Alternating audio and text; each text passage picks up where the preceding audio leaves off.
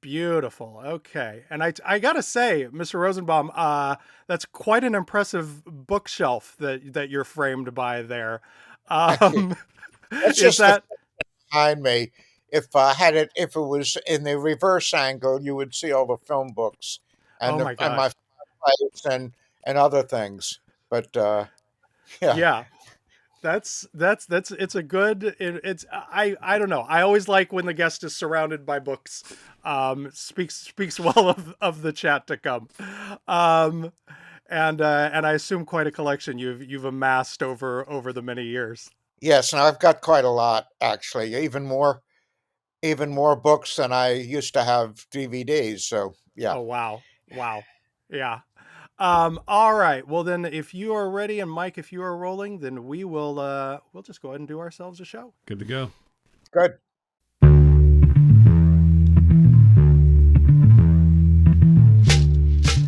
One Heat Minute Productions presents Guide for the Film Fanatic, the podcast where we invite a guest to pick one movie from Danny Perry's seminal 1986 film reference book and talk to us about that movie. I'm your host, Jason Bailey, and across the mic and across the country from me is my co host. Michael Hall. Our guest today, guys, is quite simply one of the great film critics. He did that job for the Chicago Reader from 1987 to 2008. Before that, he was assistant editor for Monthly Film Bulletin and staff writer for Sight and Sound in London. He is also the author of many essential film books, including Midnight Movies with Jay Hoberman, a personal favorite, Movie Wars, How Hollywood and the Media Limit What Films We Can See, Cinematic Encounters, Interviews and Dialogues, Cinematic Encounters 2, Portraits and Polemics, and his latest, In Dreams Begin Responsibilities, a Jonathan Rosenbaum reader. He is also the subject of the new interview book Travels in the Cities of Cinema, conducted by Isan Koschbacht, which is out now. Say hello to the legendary Mr. Jonathan Rosenbaum. Hello, sir. Hello. Thank you so much for taking the time to come on. It really is a thrill as someone who's been reading you for as long as I've had an interest in film criticism. It's really a pleasure to have you here. Thank you. Let's start with a plug. The your most recent book, as I mentioned, is In Dreams Begin Responsibilities, a Jonathan Rosenbaum reader. As the title suggests, it collects writings from the entirety of your long and impressive career. So I guess the main question I want to ask is how do you go about curating that? What were the criteria for the pieces that you wanted to include in this volume? Okay. Well, basically, all right. First, I only wanted to include pieces that have not appeared in any of my other books. Sure. Okay. Where I differ, this differed from my other collections, is for the first time I wanted to include my literary criticism and my music, which is mainly jazz criticism. Got it. And and other than that, the only rule I had was to kind of like make it chronological, roughly. I mean, because I didn't know exactly. And so the book actually surprised me while I was putting it together because I discovered that I had been writing about literature, music, and film concurrently through my whole career. And I didn't Oh wow. realize to what extent I'd been doing that. I mean, making comparisons and so Right. on, and using them I mean, referring to them in relationship to each other. So, in effect, the book actually has a theme, but I didn't even know it had this theme until I started, you know, putting the pieces together. Oh my God, what an incredible discovery that must have been. Yeah. And what is that theme if we're not giving too much away by going into it? Well, it's just that there's something, well, just that there are common sensual and theoretical and intellectual traits between film and music and literature. Sure. And that they're and that usually, see, one thing that actually happened to me with this book, which I think is significant, is that there were two university presses I went to with it, in Hmm. which the editors wanted to do the book, but the book was rejected by the publicists. And that's kind of was shocking to me because I had no Wow. idea that publicists could have veto power over the editors. But this happened with both University of California Press and Columbia University Press. Oh my God. And And what I was was their not only that, but in the case of California, they were really nasty about it because they let me go on thinking they were going to be publishing the book for oh my several God. months. And then they kind of wrote and said, "Oh, by the way, we're not doing the book," you know. Yeah, I mean, that was, I mean, and that led me in a way to kind of reach a conclusion that maybe I was you know, that I was a cult writer, that in a sense I was wrong of that somehow they're thinking in terms mainstream, but their idea is, you know, the Reaganite idea about a market is you take an existing market and you exhaust it. You don't start a new market. And the problem with my book, commercially speaking, is that I'm starting a new market. I guess that would Right. be at least a way of describing it. So the idea being that if it had just been about film or just been about literature or just been about music, that would have made it more easily marketable than something ambitious where you're trying to tackle all of those ideas That's in right. conjunction And with you each see, other. what I think is something that plagues us all, but we don't talk about it, is capitalist censorship. Yep. In other words, if it's not mass market, you can't do it very often. And and we talk about having no censorship, but that's not true. It's just that we don't recognize it as censorship, but it is Right. censorship. Well, and this is something you've been writing about for directly with regard to film for quite some time. I mean, literally, I mentioned the title of a book where the subtitle is "How Hollywood and the Media Limit What Films We Can See." Yes, of Do you course. do you think these ideas of cultural and capitalist censorship are becoming more prevalent? Is are you seeing more of this now than earlier in your career when you were writing something like Movie Wars? Well, I don't know because I never had a collection like this before, so I didn't, you know, it would be impossible for me to speculate because but at the same time, yeah, I don't really know about whether it's more or less the same, you know, the way it used to be, but I do think this idea about markets can be traced back to Reagan in a certain Yeah, way. The idea that you take existing markets and you exhaust them, you don't start new markets. At least that's right. what I associate with Reagan. Right. No, that scans. Well, I'm glad you found someone who is willing to take a chance on it because it's an important book and these ideas are so fascinating. The other sort of big picture question I wanted to ask, and then we'll start talking about the movie. It pains me to say it because it's my job too, but it feels like we are in a period where film criticism feels less essential than ever before. But it also feels like people have been saying that for as long as I've been paying attention to film criticism. So, at risk of asking, the biggest possible question, what in your eyes is the state of the art now? Is good criticism still out there? Is there an audience for it? Yes, there's definitely an audience for it because I have one. I would say Great. there's more good stuff now and there's more bad stuff now. Mm, it's And so much easier to publish it's somewhere that yeah, and there's more films available and there's more film criticism available. And there's so much stuff that I think in some ways you could say it's a reactionary period because people are so flummoxed by so many choices they have that they wind up going for the Oscars, Oscar win. But at the same time, for those who are more serious and want to dig deeper, it's a golden age because you can get all the stuff that you before you had to you could only see if you lived in a, you know, like Paris or New York or right, London or right. something. And now it's sort of like more readily available, even if it's only you know, online. So I think it's always been a social art, but it's become a social art in a different way because people don't usually see films together at the same time, but they discuss them.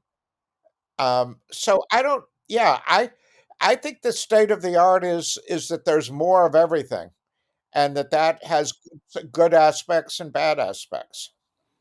So, as someone who reads a lot of film criticism and is an expert in the field, what would you like to see more of in the film criticism that's being published today?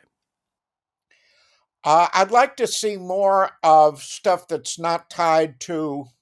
See, I think there's a certain tendency of the industry to kind of run film criticism and be in charge. So I'd like to see more of people following their own bents, which means, particularly because so much is available, you know, basically deciding, I want to write about Carl Dreyer's Ordet or Gertrude, or, or just because I'm interested in it, not because it's something that's being on sale this week. So, in other words, I'd like to have, as an art form, to have it further removed, at least for some people, from the marketplace, and to not think about the marketplace for a while, because I think that it seems to me that one of the sickest things about this culture right now is that art is considered neurotic and sick, and making money is considered healthy, which makes no sense to me. Particularly because if you're making money and you don't even know what you're making money for. I mean, if Donald Trump and Elon Musk decided to put all their money into making beautiful things, I might feel differently towards them in some ways. But it's like they don't even need the money. So I mean, what's it? What they do? Why are they doing it? And why do we consider it important? And it's reflected on all sides of society. I mean, when people were questioning whether Kennedy was shot by Lee Harvey Oswald, I don't think that was front page news in the New York Times. When Oliver Stone made a movie about it, it suddenly became front page news. So, in other words, if rich people are making money off of it, then it becomes news, which is really a kind of stupid, insane situation. Yes, agreed. Wise words. Um, all right. Well, then let's discuss something a little more noble than that. What film did you select to discuss today? Carl Dreyer's Ordet. I believe this is a BFI restoration trailer, if I'm not mistaken. Okay. The fun thing is that, a portion of our audience will just hear the audio here, so they'll just hear people speaking a language they probably don't speak. But Yeah. He's quite mad, thinking he's Jesus. It's a pretty good trailer in terms of like It is. giving you a sense of the movie, the characters. Like, it's pretty good. Yeah. You always sort of worry like a trailer that was made 50 years after the movie was made. It's going to be in a different spirit. Either they're going to make it into something that it actually wasn't, or they've seen the movie enough times to make a really great trailer. It seems to be sort of one or the other. Yeah, definitely. Though it's the black and white cinematography is well represented. We're seeing some of the camera movement and the long takes, which I know we'll get into a bit in our conversation, and some of the tragedy of it. See, I've since read an essay Mr. Rosenbaum wrote about the film since seeing it. So now while looking at the trailer, I'm seeing a lot of the visual. That's a good article, man. That's a good essay. Yeah. Yeah. Yeah, it is. Because, I sort of went through all the feelings over the course of just watching the movie once. And the article, really carries you through all the different... starting out, sort of as an 18-year-old trying to watch, I wouldn't have made it to the end. I'm impressed you got through it. Well, but as I mentioned in the article, when I saw it at the age of 18, it made me really angry. I not only disliked it, I hated it. And hey, sorry, I just want to point out the trailer ends with a quote from Jonathan Rosenbaum. I hadn't noticed this before. There is surely... What is the quote saying? Quote, there is surely no other experience in cinema that comes close to it. And that is definitely the pull quote from that particular essay. Oh, well, that's certainly true. I certainly still believe that. Yes, do you see indeed. how ingrained in the culture of Ordet you are? We randomly pulled the trailer with a quote from you at the end of it. That's beautiful. Imagine that. So Ordet was the penultimate feature film by the great Danish director Carl Theodor Dreyer, whose previous pictures included Day of Wrath, Vampire, and of course, The Passion of Joan of Arc. It was based on a play by the Danish playwright and Lutheran pastor, oh, let me not mangle this name, Kaj Monk, whose own story is a rabbit hole well worth going down if you're so inclined.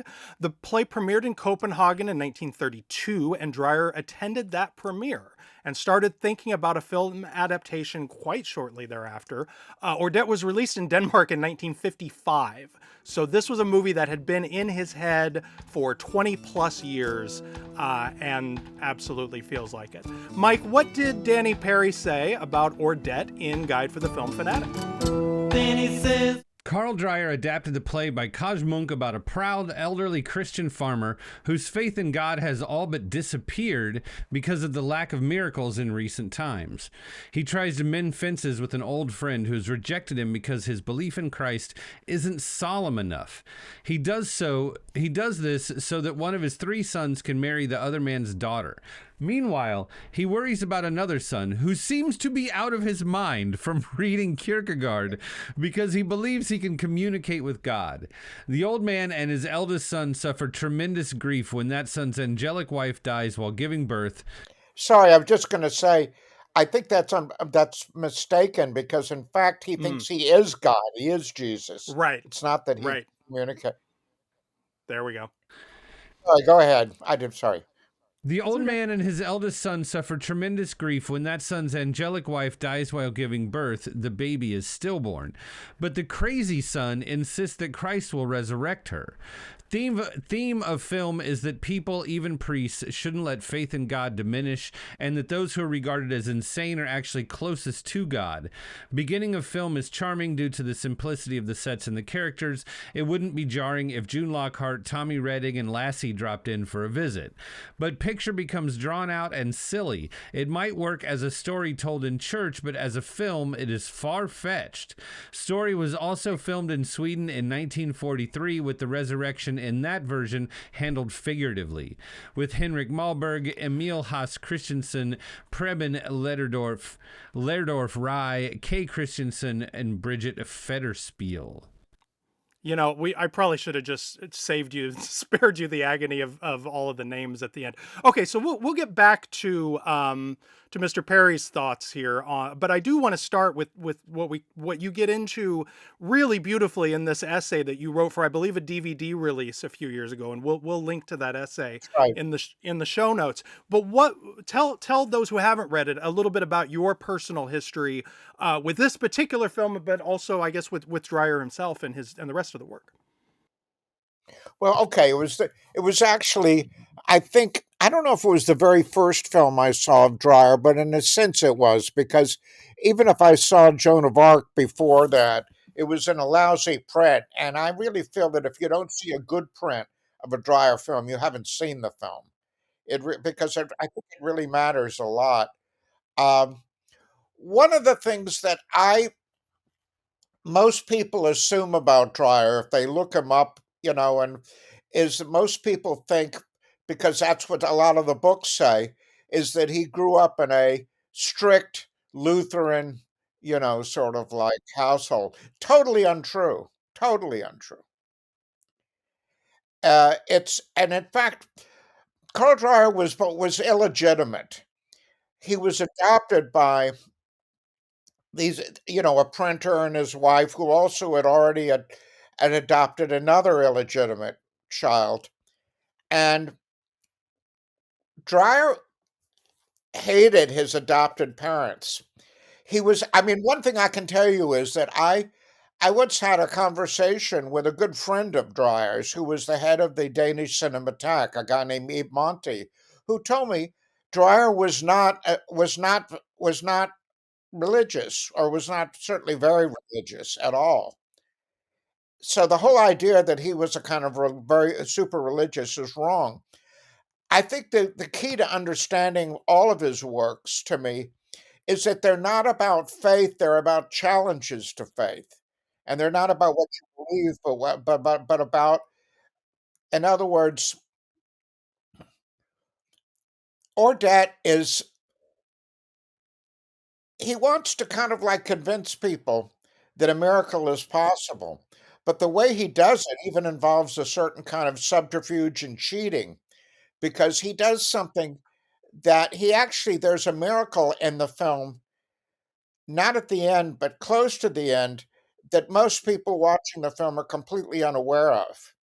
And that's during a long dialogue between Johannes, the son in the family who thinks he's Jesus, and a little girl who's the youngest daughter of the, I mean, the youngest child of the mother who's dying in the next room. And the camera is moving almost 360 degrees around them. And yet, during this dialogue, the camera never winds up behind them. You only see them frontally or in profile. So it's literally impossible. The only way it could have been done was probably a rotating set in a certain kind of way. But the point is, I think I'm convinced that Dreyer wanted to get the audience to accept a miracle without even knowing that they were accepting a miracle, to prepare them for accepting the miracle at the end of the film. And when I first saw it, it was funny, I saw it at a radical camp in Tennessee that was really where the civil rights movement was started, the Highlander Folk School, which is where Martin Luther King and Rosa Parks planned the Montgomery bus boycott and so on. It was a quite a a great experience for me. It was the summer after I graduated from high school that I went. And they showed a few art films, and this was one I had not seen, and it just made me furious because I thought it was a movie that sold out its own positions, which were agnosticism. But it took me a while to realize that Dreyer is really made films about inner struggle. Not It's not about, believing, that there is a God, that there isn't a God. That isn't the issue. It's much more wrestling with whatever you have and trying to come to terms with it. And so that was to me, what's unfortunate is that the whole story about Dreyer's, upbringing and, the only real serious biography that was written about him has been published in Danish and French, but not in English. It's really a pity. And it's somewhat a fanatical book because it's a kind of obsessive book about an obsessive filmmaker. But basically, the the section that deals with all the major films is called The Monument to the Mother. That Dreyer, when he was a young man or when he was in late teens, actually traveled to Sweden, which is where he was from. His mother was Swedish, not Danish, um, and tried to find out whatever he could about her. His mother died not long after she found someone to adopt him because she became pregnant again and tried to abort the baby by swallowing the heads of matches and had a horrible, painful death because of it. I mean, one could see so much of Dreyer's other films are about women who are suffering. And in a way, it has an awful lot to do with his obsession with his mother and his love for his mother, who he never knew, but who died, of course, died before he could ever come to know her, even. So I think that it's a very kind of complicated story, but I mean, I actually the original film of his that I sort of latched onto, that it's still in some ways my favorite apart from Ordet, is Gertrude. And Gertrude is a kind of woman I mean, basically, you can see all of Dreyer's films as being about good mothers and bad mothers. And Gertrude is both, to make it really complicated. But the emotional complications are what his films are all about, Yeah. and being Yeah. conflicted. Right. And that really is like that's a a primary preoccupation. It feels like throughout what is really it's a very slender filmography. Like that's the thing that I think is important to put across is that this is a major filmmaker who did not make very many features, Well, he made and a really lot in the silent period. right. It Sorry, was but uh, in the sound era, yeah, yeah. a lot of the silent films are quite remarkable too. I mean, it's not Hmm. like they're. I mean, even though I think his greatest films are his last are the last ones. Not counting, there was one film he almost like said he even denied Right, making because he hated it so much because he right, wasn't allowed to have the actors he intended to use, and so therefore for him it was just a kind of alienated labor. A movie called right. Two People, but which does exist, but it's not that Hmm. interesting. Hmm. I mean, what I loved about the essay that you wrote and about that initial response was it very closely mirrored the way that I felt initially the first time I saw this film, which was not long ago, which was just a year or two ago. But this what because I went into it as someone who's a tremendous admirer of the Passion of Joan of Arc.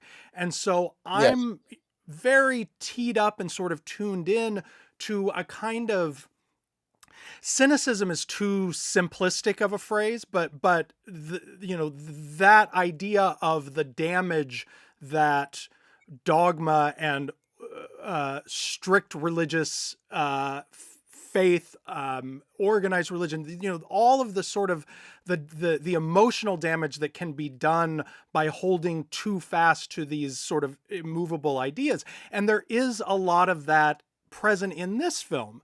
The various yes. Well, crises of the term that Dreyer used was intolerance. All of his films yes. are against intolerance.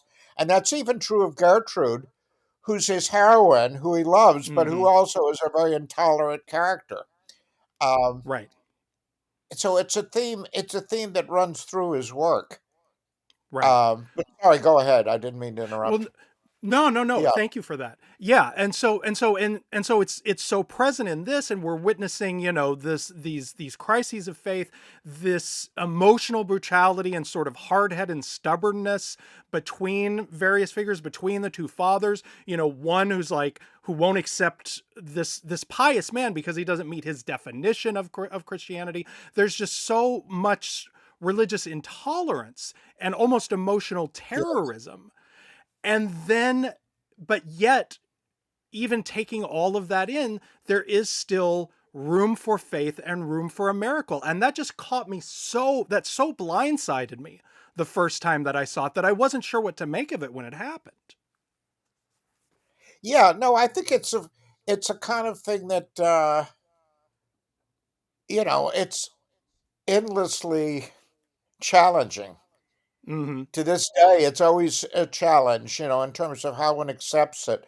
And, and my impression was that the play was done in a way where you could sort of like rationalize or figure out excuses Mm. or somehow that she wasn't really dead. And, in other words, of basically using plausible explanations for the miracle at the end.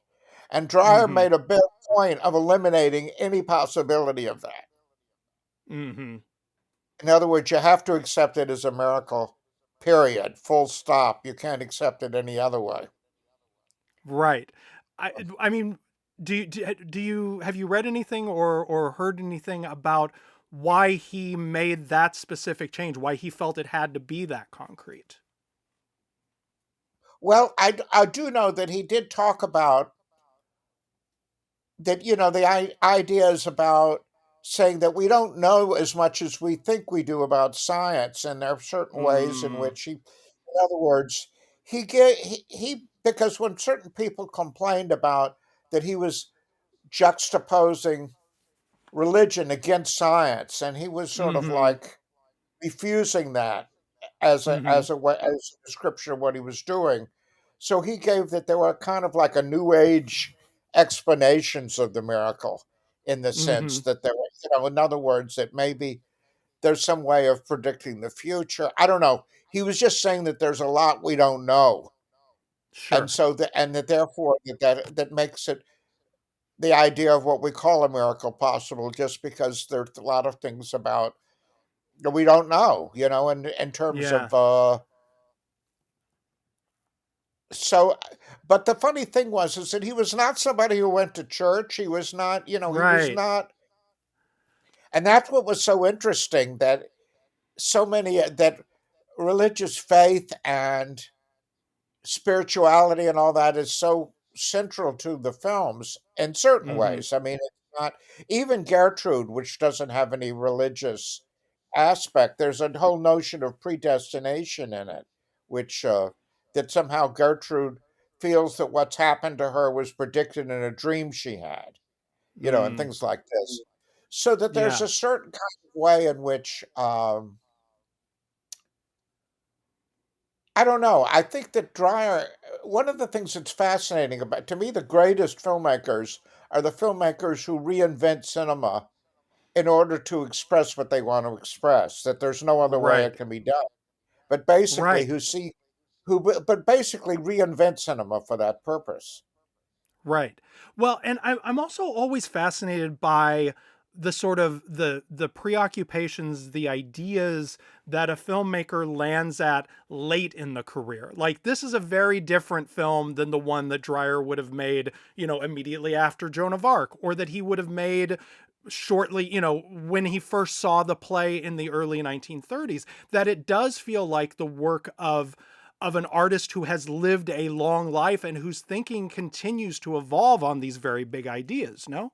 Yeah, and he went through many changes. One thing that I've learned from his biographer, who, by the way, is no longer alive, the Danish guy who wrote the biography, who also wrote articles afterwards. There was a brief period after Joan of Arc and before or during the time of Vampire when Dreyer became gay, actually. And I mean, and fell in love with actually his cinematographer, the same cinematographer of Vampire and Passion of Joan of Arc. And then he had a nervous breakdown and went to a sanitarium. So, but I don't know about more of it than that, but there are a lot of dark skeletons rattling around in his life. One of his children was lobotomized, for example. He had a daughter who was actually lobotomized, who was I don't know if it was because of a birth defect or something, but was and he was obviously a very private person who kind of kept his obsessions to his work and himself. I mean, who didn't talk about these things. But I think the fact was that he didn't want too many people prying around was one reason why there was this misconception that he was grew up in a strict Lutheran household, which I mean his parents were not religious at all, actually. And when he went to church, it was a French church in order to improve his French. It wasn't the kind of religious conviction. At least this is That's a great according to reason his to go to church. biographer. Yeah. Yeah. Yeah. So okay, so we've talked about, the big ideas, the themes, the narrative here, which are all robust. Talk to us a little bit, especially for maybe those who aren't familiar with Dreyer or with this particular film, about what he's doing formally in this film, what he's doing with with long takes, with the way that he's shooting and lighting, the look and feel and texture of the film that he's trying to accomplish. One thing that's very important, I think, and this was a kind of camera movement that was first identified and described by David Bordwell, I think the late David Bordwell, in his book on Dreyer. Dreyer invented a kind of camera movement in which the camera is tracking in one direction and panning in the opposite direction at the same time. Uh, and it's very hard to describe, but the effect of it is very peculiar. It's sort of like it has a real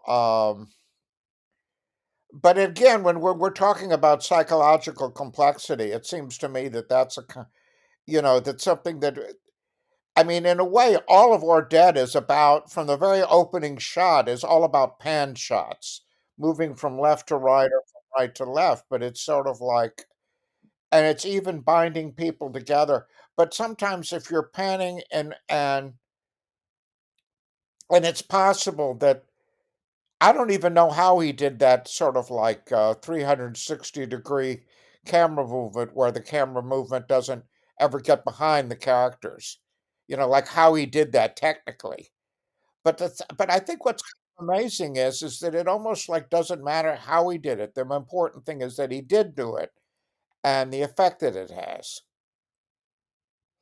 His films are not easy. They're difficult. So in other words, I think that they should be people who not only take film seriously, but who actually don't mind grappling and struggling with something. It's not about, see, so much of the way commercial cinema works is it's supposed to be totally enveloped in the film while you're watching it, and then you're supposed to forget it as soon as it's over and go on to something else. It's not supposed to stay with you or change you and I think that Dreyer is obviously not like that. It's important to say, by the way, that Ordet was the film he didn't I don't know if he had a favorite film, but Ordet was the film that he felt happiest with in terms of it doing of making it exactly the way he wanted to. Whereas in contrast, even though Gertrude is a great film, he wanted to shoot in color. He couldn't get the money to shoot in color. There were different things that he had to compromise on other films in different ways. Um, One thing that's very alarming about Day of Wrath is that it was rejected by most of his fellow Danes Oh, geez. and not liked, but the Nazis loved it. Oh, no. I mean, he was even invited to move from Denmark to, I mean, to make films for the German film industry. And he was so upset by this, he actually moved to Sweden for the rest of the war. I mean, he actually got out of Denmark. But yeah, he actually had a lot of Nazi fans. Oh, dear. Oh, dear. That's that, What do you do with that? I mean, yeah. What do you, when you're involved in Dreyer, you're facing nothing but complexity and nothing is simple. challenges, challenges clean up and down the line. Yeah. I should ask you. You mentioned that this was this may have been sort of your introduction to his work. Where did you kind of go from here in terms of taking in the work and understanding and appreciating it? Well, I think when I saw, I mean, this was 61 that I saw when I saw Ordet, and I guess I can't remember the year of Gertrude, but I think that was 64 maybe or 63. Anyway, I liked Gertrude when I saw it. I wasn't bowled over by it, but I was really intrigued by it. And it's one that I've always liked. In fact, the only one of his films that I've probably, you know, have liked from the get-go. But at the same time, understanding it took me years, actually. And the piece I wrote about Gertrude argues that Gertrude is a non-narrative character, and all the other characters in the film belong to narrative, but she is unchanging, and it's almost like Dreyer's concept of his mother that, before you're born, you're in a non-narrative universe, and then after you die, you're in a non-narrative universe, and Right. associated Gertrude with that somehow, which I think is quite fascinating. And anyway, my piece about Gertrude is trying to get into some of the ramifications of that. Got it. All right. Well, Uh, we'll track that down he's and link somebody that as who well. is always surprising me, and for me, the best sign of a great filmmaker is someone you could see their works again, and they're like seeing them for the first time. They Mm-hmm. don't get redundant or boring. They're constantly revealing new facets of themselves. So that's why that's a facet I certainly find in Dreyer's work. All right, friends, let's talk about the release and reception of Ordet, which opened in Denmark in January of 1955, but did not make its way to the States until nearly 3 years later, opening in New York City on December 14th, 1957.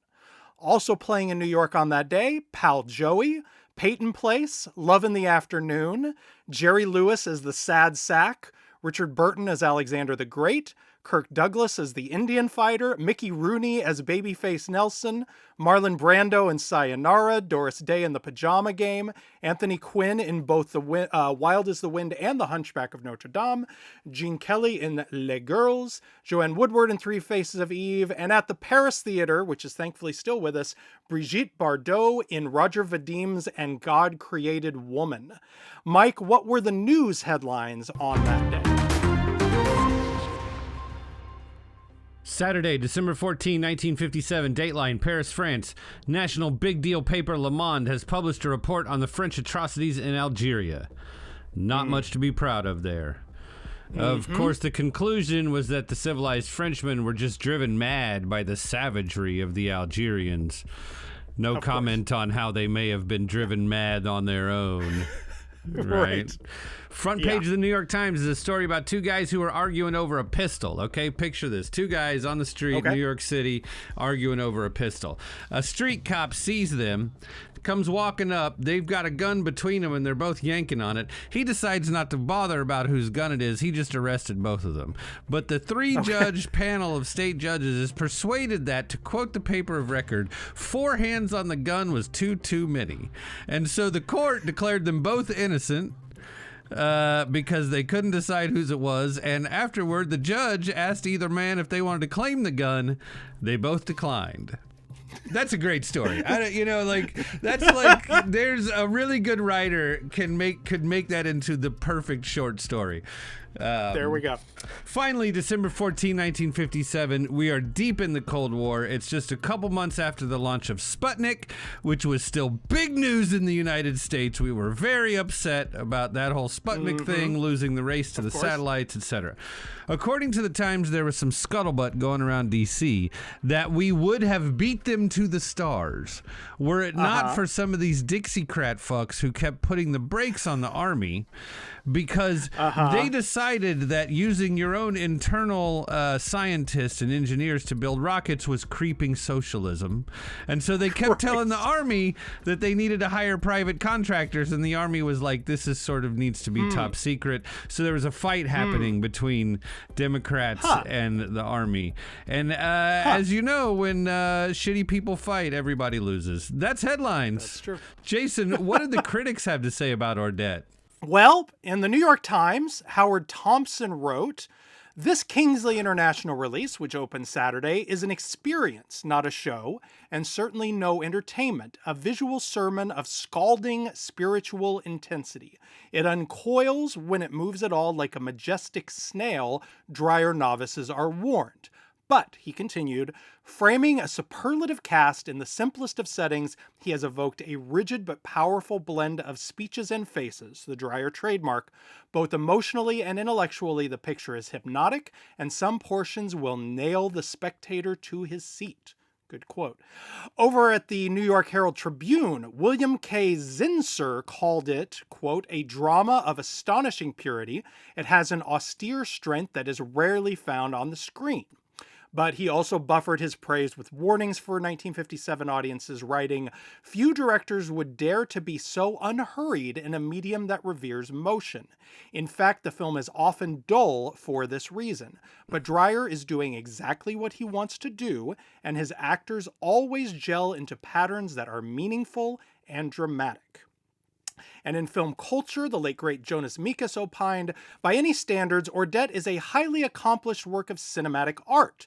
Dreyer's formal and technical mastery, the seeming simplicity of his style, and the depth of the film are overpowering. However, Ordet is in no way a modern film, neither in strict nor in a popular sense, and viewed in an atmosphere of cool jazz supermarkets and satellites, could be easily misunderstood despite its artistry, the more since it comes to America, preceded by reviews of several European critics who have called it a fraud, who have accused Dreyer of mysticism and of believing of miracles in the age of science. This is some of what you were mentioning, Mr. Rosenbaum. One way I differ from Jonas about this is that, you know, Dreyer is one of the few people who it's almost impossible to see him in relationship to the times he was living in. I mean, Ordet does not seem to me in any way, it's not, you could say it's not modernist, but it's not old fashioned either. It seems to me that, in other words, there's a certain kind of way in which Dreyer is so far alone by himself and doing what he's doing that you can't call him, like modernist, but you can't call him pre-modernist or Mm-hmm. postmodernist or, it's like he's invented his own rules. When did Joan of Arc come out? That was Oh, in the late 28, 29. Right, the that Roaring sounds right. Yeah. 20s, I think it was Yeah. called, right? When Joan of Arc Yeah. came out. I mean, Yeah, exactly. guy's not concerned with your calendar. Yeah.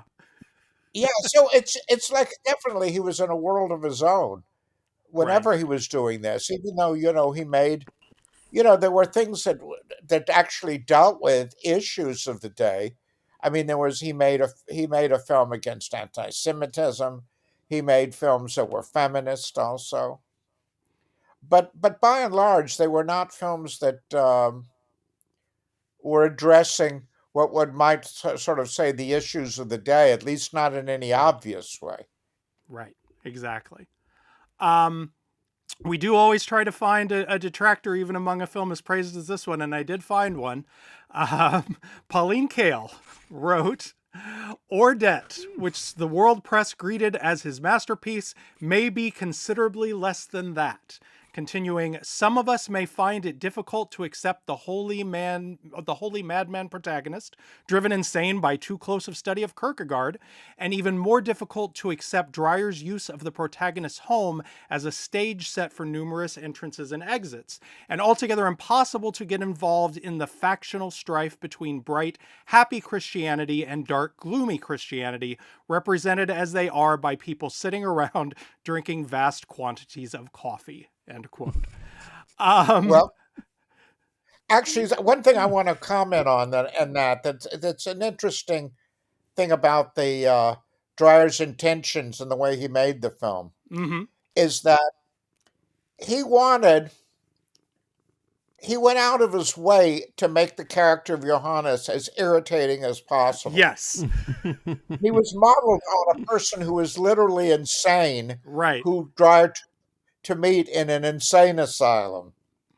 And a lot of people who criticize the performance ignore the fact that he was doing exactly what Dreyer asked him to do Right. as an actor. Right. And so Dreyer doesn't make anything easy, Right. so in a sense he was sort of like making it even harder because the point is that the funny thing is that that people talk about saying he's closer to God than people who were conventionally religious. Well, Mm-hmm. maybe so, but then at the end of the film, he's a different character. He's not the same character that we've been watching before. He Right. seems quite lucid. He's like, it's like, and the funny thing is that the motivation of his insanity was part of it was removed by Dreyer from the play. In the Mm-hmm. play, he goes to see a play with his fiance, Mm-hmm. and it actually had a theme similar to that of Ordet, and they're quarreling about it when they left, and then there was basically she pushed him out of the way to prevent him from getting run over, and she was run over. Mm-hmm. So in effect, he felt responsible for her death and all of this. So there's all of that, and there's also an awful lot of theological debates that go on in the play that Dreyer also eliminated.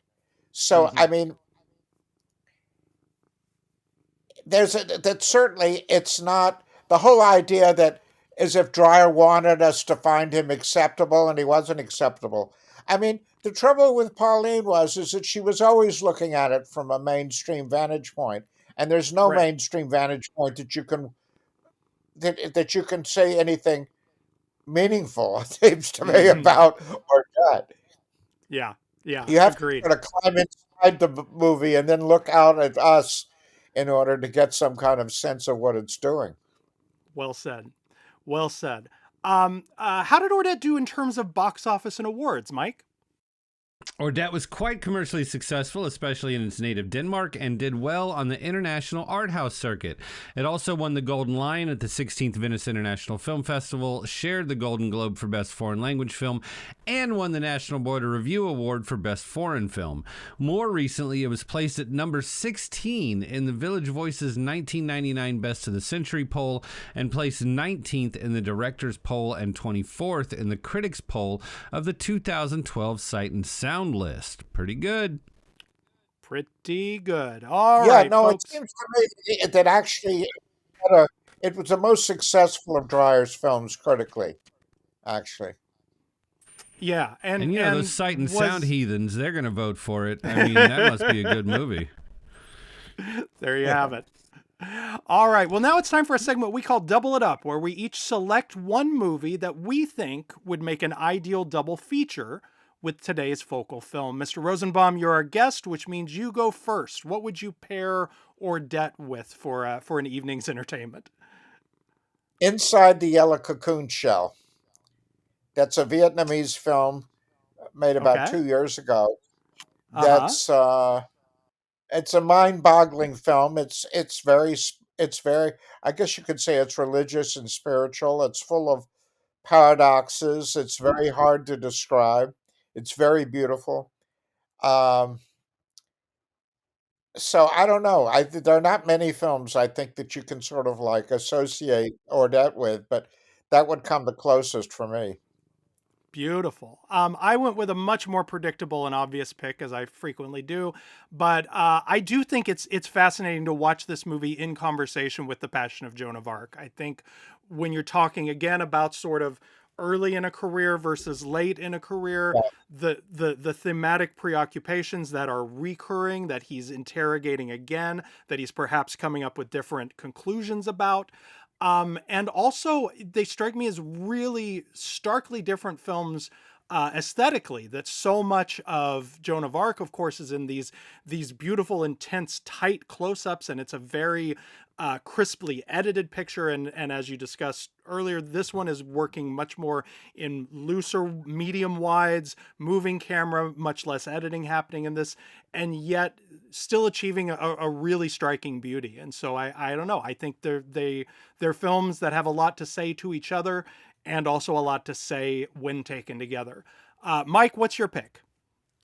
So for me, a lot of times, like if I read something and if I read a book and it is impactful enough on me, I can't read another book for weeks, or like not another like serious book. Like I have to read like mystery novels or some shit. And I used to not understand this, but I've come to realize that what I'm actually doing is just still thinking about the thing that impacted me so heavily before, right? And I need some time to sort of just consume bullshit because I'm still thinking about that. So I'm going to say that at the end of Ordet, you don't need to watch another movie that's going to make you think.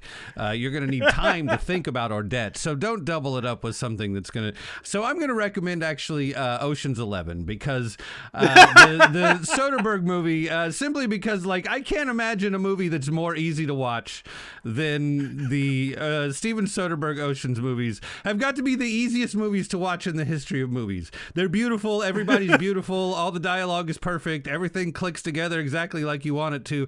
You don't really have to think. You're not going to figure out anyway. Fuck it. Like just dig it. You know what I mean? It's like it's the easiest movie to watch. So you can sit there and just enjoy a thing in front of your face that you don't have to pay that much attention to. And also, you've seen it 50 fucking times already. So you can sit there and think about Ordet for the rest of your evening, which is what you're actually going to need and want to do anyway. I could also suggest Blazing Saddles as a There you Blazing go. Saddles, yeah. My other choice would've was worked. maybe coffee and cigarettes, but that was more of sort of a style, an atmospheric thing, really, than anything else. I gotta say, bro, like I need a pipe that buttons to my fucking jacket. The pipe game in this movie was immaculate. You know, the coffee game. I'm sure the set smelled amazing. So coffee and cigarettes is a nice alternate option if you've seen, but only because if you've seen Ocean's 11 at least 100 times. All right, that's it. There we go. Mr. Rosenbaum, the book again is In Dreams Begin Responsibilities, a Jonathan Rosenbaum reader. It is available wherever fine books are sold. Where can people read your work online these days? Oh, jonathanrosenbaum.net. A fantastic resource filled with some of the best goddamn film writing you'll come across.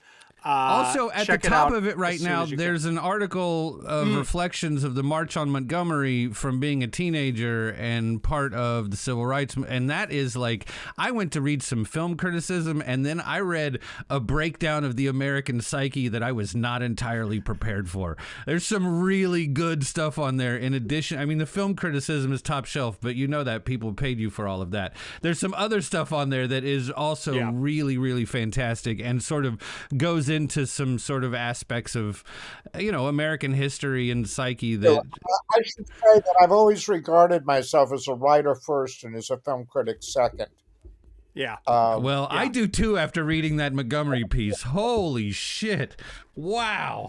All right. I am Jason Bailey on Blue Sky and Letterboxd. Mike, where can people find you? I am Fifth Column Films on Instagram and Blue Sky. And of course, if you like the show and think other people might like it too, please do leave us a rating and or review on your podcatcher of choice. You can join the mailing list for weekly show notes at buttondown.email/filmfanatic. And if you're one of those weirdos who likes to watch videos of people recording a podcast, you'll find us on YouTube on our channel, Guide for the Film Fanatic. And oh yes, my latest book, Gandolfini, Jim Toney and the Life of a Legend, is on the shelves now. All right, hold on a minute. We're not just going to blaze past that. Jason has a brand new book about Gandolfini. It'll have been out a long time by the time this comes out. We'll plug it elsewhere. It's fine. Will it have been out for 6 months yet? No. We're going to have a special episode. I'm declaring it now where we talk about Gandolfini movies. I'm not sure how it's going to work, but I'm just going to say it anyway. Our humblest thanks to our guiding light, Mr. Danny Perry, author of Guide for the Film Fanatic, and shout out to executive producer Blake Howard, who is perpetually 27 and incurably mad. Thank you again, Jonathan Rosenbaum. Thank you. Thank you, Mike. Thank you, Jason. And thank you for listening. On the next Guide for the Film Fanatic, John Bleasdale, author of The Magic Hours, The Films and Hidden Life of Terrence Malick, joins us to discuss Days of Heaven. See you then.